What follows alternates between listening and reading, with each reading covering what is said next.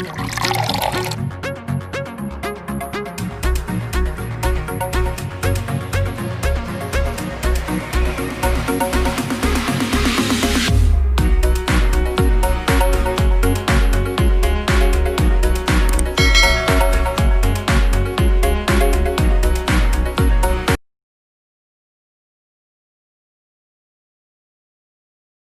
Student, myself Anil Kushwaha from Chemistry Cracker Classes. मैं आज आपके लिए केमिकल बॉन्डिंग का एक और नया टॉपिक लेकर आया हूँ। टॉपिक का नेम है lattice energy and Bon हेवर cycle. Bon हेवर cycle एक अपने आप में एक बहुत इंपॉर्टेंट टॉपिक है। हम इस टॉपिक को थर्मोकेमिस्ट्री में भी पढ़ते हैं, वहाँ पे भी आपको ये देखना पड़ेगा, और आप इस टॉपिक को बिल्कुल एज इट इज़ बीएससी की क्लास में भी पढ़ते हैं केमिकल बॉन्डिंग के अंदर, लेकिन क्लास 11th का भी ये अपने आप में एक टॉपिक है। बॉन हेवर साइकिल क्या चीज़ है वो भी मैं एक्सप्लेन करूंगा। लैटिस एनर्जी क्या है वो भी हम लोग डिस्कस करेंगे। ठीक है, आइए चर्चा करते हैं कि हम कर क्या रहे हैं। मैं पहले आपको एक बात क्लियर कर दूं, जब आपका कोई भी एक आयनिक सॉलिड बनता है या आयनिक कोई भी कंपाउंड्स आप बनाते हैं, तो मान लो आप कोई Na+ और एक Cl आयन है आपके पास, तो ये दोनों के दोनों इनफाइनाइट से अप्रोच करते हुए आते हैं, तब जाकर एक कंप्लीट NaCl बनता है या एक आयनिक कंपाउंड्स का फॉर्मेशन होता है, एक कैटायन और एनाइंस जब आता है। ठीक है, मैं आपको क्लियर कर दूं कि जब भी आप कोई भी आयनिक बॉन्ड्स बनाते हैं तो एक एनर्जी, एक एनर्जी रिलीज होती है, और यही एनर्जी आपकी कहलाती है हीट ऑफ फॉर्मेशन। ठीक है, ये एनर्जी जितनी ज़्यादा होगी बॉन्ड आपका उतना ही स्टेबल होगा, उतनी ही स्ट्रेंथ उसकी बढ़ जाएगी जितनी ज़्यादा एनर्जी वो लूज करेगा। ठीक है, बात आती है मेरी समझ में। इस एनर्जी को ही कैलकुलेट करने के लिए हम लोग बॉन हेवर साइक्लिक के डाटा से, बॉन हेवर साइकिल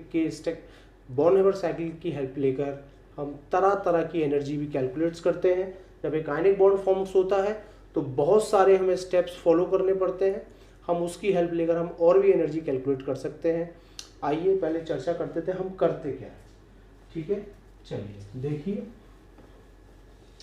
मैं आपको एक बात पहले क्लियर कर दूं कि अगर आप एक आयनिक बॉन्ड बनाते हैं, ठीक है, Na+12Cl2 गैस, Na+12Cl2 गैस लेकर जब कंबाइन करते हैं तो आपको एक NaCl सॉलिड मिलता है।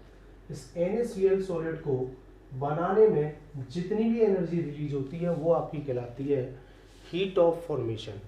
ठीक है, कोई भी आयनिक सॉलिड्स बनाने में जो भी एनर्जी रिलीज होती है वो आपकी कहलाती है हीट ऑफ फॉर्मेशन। ये बात आप समझ लीजिएगा। मैंने आपको ये भी बताया था कि डिफरेंट स्टेप्स फॉलो करने पड़ते हैं।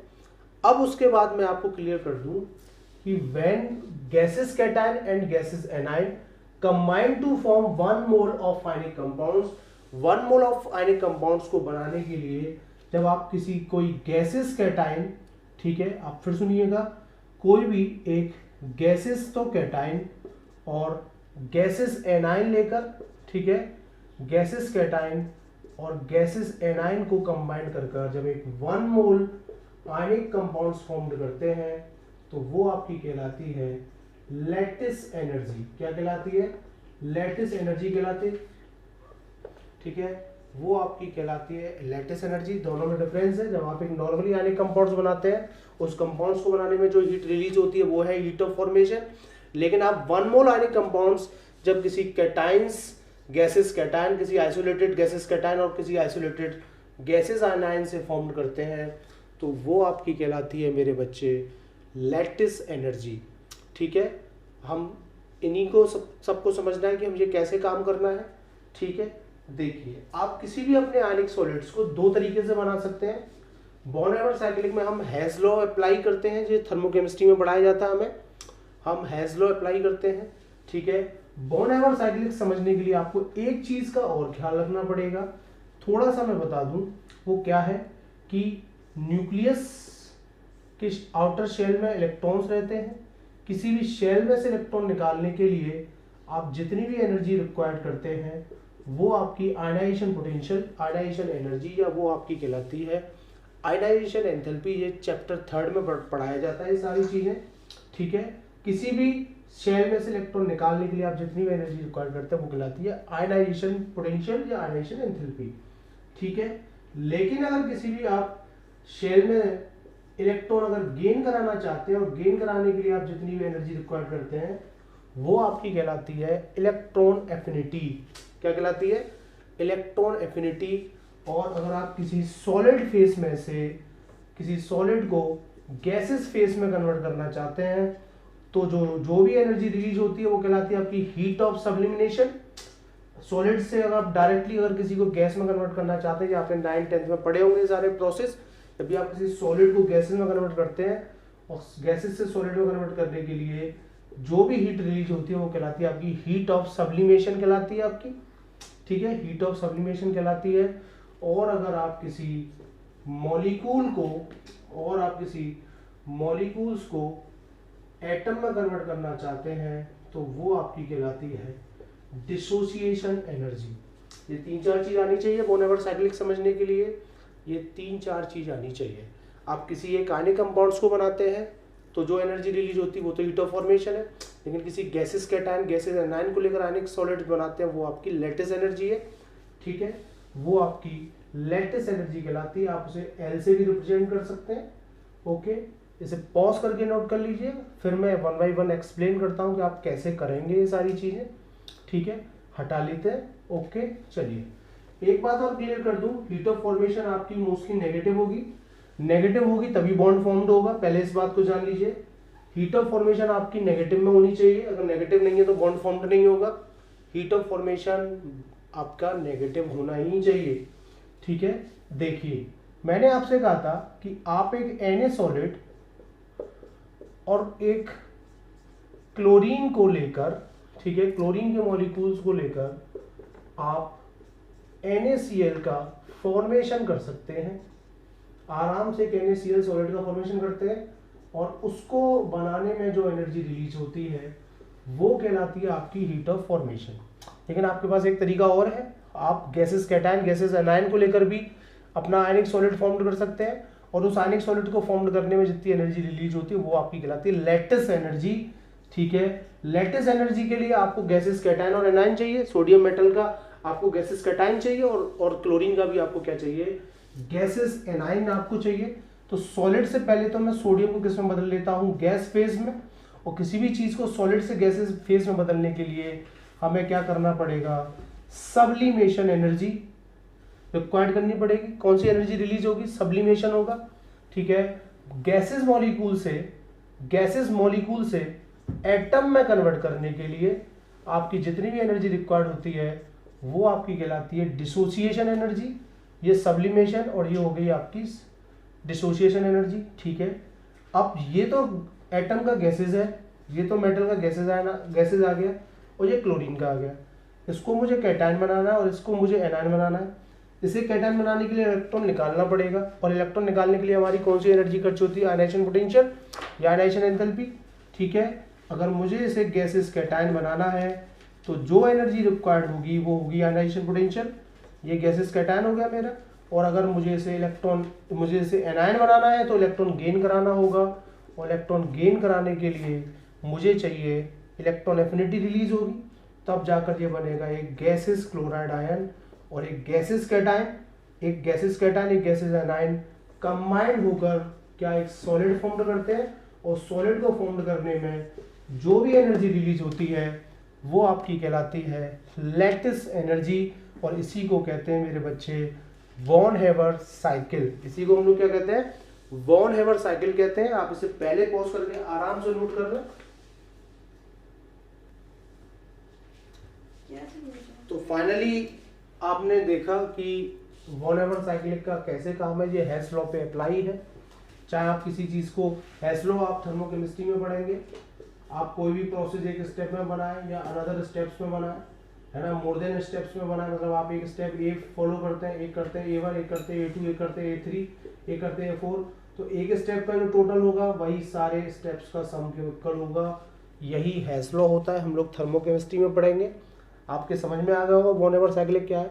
और वॉन हेवर साइक्लिक से आप सारी एनर्जी कैलकुलेट कर सकते हैं, इलेक्ट्रॉन एफिनिटी निकाल सकते हैं, आयनाइजेशन पोटेंशियल निकाल सकते हैं, लैटिस एनर्जी पता कर सकते हैं, हीट ऑफ फॉर्मेशन भी पता कर सकते हैं, सब्लिमेशन एनर्जी और डिसोसिएशन एनर्जी का पता कर सकते हैं बहुत आराम से। ठीक है, आइए मैं इस स्ट्रक्चर के ऊपर अब इसका टोटल सम कर देता हूँ। ठीक है, फाइनली इस रूल के हिसाब से हीट ऑफ फॉर्मेशन जो होगा, हीट ऑफ फॉर्मेशन किसके बराबर होगा, मैं इसको ऐसे भी लिख सकता हूँ, अगर आप चाहते हैं तो डेल्टा एच एस भी लिख सकता हूँ मैं, है ना, या केवल एस लिख सकता हूँ, तो डेल्टा एस भी लिख सकता हूँ, ओनली एस भी लिख सकता हूँ, वो आपकी इच्छा है आप क्या लिखना चाहते हैं। ठीक है, डेल्टा एच एस भी लिख सकते हैं हम लोग, और इसको भी हम लोग डेल्टा एच डी लिख सकते हैं। ओके ना, ये आपके ऊपर है, तो हम इसे केवल एस कर लेते हैं अब, है ना। तो फाइनली हीट ऑफ फॉर्मेशन आपकी किसके बराबर होगी, sublimation energy plus dissociation energy plus ionization potential plus electron affinity plus lattice energy के इक्वल होगी। ये आपके पास बॉन एवर साइक्लिक का एक रिलेशन आ गया है। मान लीजिएगा आपसे यहाँ पे बहुत सारे क्वेश्चन सॉल्व कराए जा सकते हैं।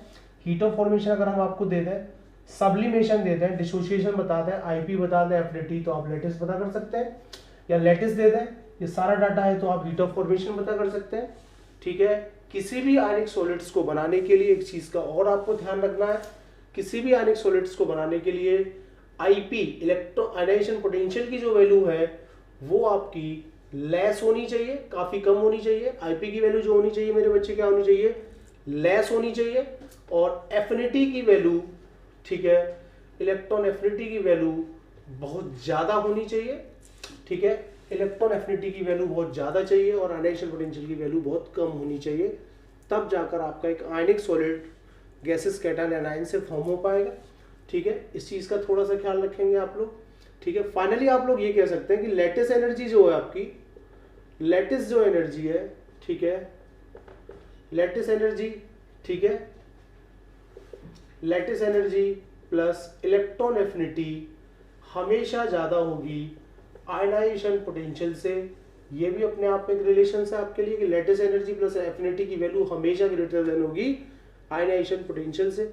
ठीक है, आप इससे अपने न्यूमेरिकल सॉल्व कर सकते हैं। ये थर्मोकेमिस्ट्री में भी आप लोग न्यूमेरिकल सॉल्व करेंगे अपने। ठीक है, थर्मोकेमिस्ट्री में भी न्यूमेरिकल सॉल्व करेंगे। पॉज करके नोट कर लिए। अब मैं कुछ एप्लीकेशन डिस्कस कर लेता हूँ लैटिस एनर्जी के ऊपर। ठीक है, लैटिस एनर्जी के ऊपर मैं कुछ एप्लीकेशन डिस्कस कर लेता हूँ। एक चीज और मैं आपको क्लियर कर दूं कि हीट ऑफ फॉर्मेशन आपका, हीट ऑफ फॉर्मेशन नेगेटिव में होगा। ठीक है, डेल्टा एच एफ आपका नेगेटिव में चाहिए, sublimation, dissociation energy, ionization potential और एफिनिटी आपका ऑलवेज नेगेटिव में आएगा, और लैटिस एनर्जी भी आपकी नेगेटिव में आएगी। आप ऐसे भी इसे लिख सकते थे और आप इसे ऐसे भी लिख सकते थे। ठीक है, लैटिस एनर्जी मैंने क्लियर कर दी थी। लैटिस एनर्जी क्या है, किसी isolated gases cation, isolated gases anion से जब आप एक 1 मोल आयनिक सॉलिड फॉर्म करते हैं, उसे बनाने में जो एनर्जी रिलीज होगी वो आपकी है लैटिस एनर्जी। चलिए लैटिस एनर्जी के ऊपर काम करते हैं, थोड़ा सा कुछ क्वेश्चन सॉल्व कर लेते हैं। लैटिस एनर्जी के कैसे क्वेश्चन हो सकते हैं। आपकी जो लैटिस एनर्जी है, आपकी जो लैटिस एनर्जी है वो डिपेंड करती है चार्ज पर। किस पर डिपेंड करती है, चार्ज पर डिपेंड करती है। ठीक है, मोर चार्ज मतलब जितना ज्यादा चार्ज होगा, जितना ज्यादा चार्ज होगा उतनी ज्यादा आपकी लैटिस एनर्जी होगी। मैग्नीट्यूड ऑफ चार्ज पर डिपेंड करती है। कैटायन एनायन की मैग्नीट्यूड ऑफ चार्ज पर डिपेंड करती है। और दूसरा है इसके ऊपर लैटिस एनर्जी इनवर्सली प्रोपोर्शनल है रेडियस ऑफ कैटायन के।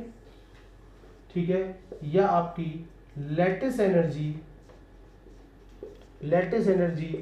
इनवर्सली प्रोपोर्शनल है रेडियस ऑफ एनायन के। ठीक है, आइए इन पर हम क्वेश्चन कैसे कर सकते हैं। मान लीजिएगा आपके पास एक NaCl है, ठीक है, और एक आपके पास MgO है, और आपसे कहा जाता है कि which ionic solid are more lattice energy, which ionic solid are more lattice energy, किसकी लैटिस एनर्जी ज्यादा होगी।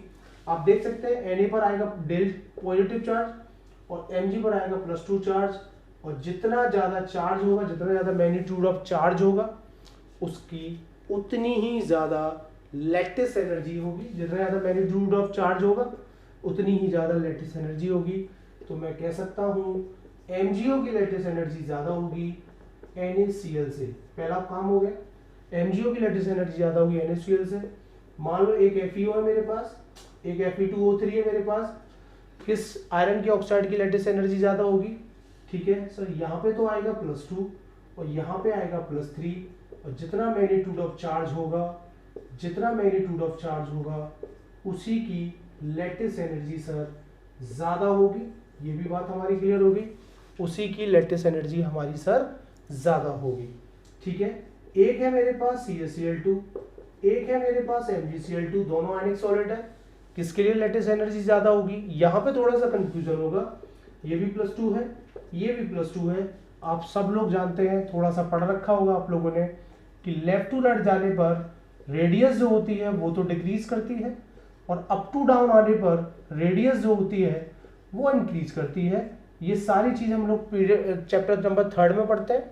ठीक है, तो मेरे पास बेरिलियम, मैग्नीशियम, कैल्शियम, स्ट्रोंशियम, वेरियम और रेडियम, ऊपर से नीचे आने पर रेडियस बढ़ेगी, ऊपर से नीचे आने पर रेडियस बढ़ेगी।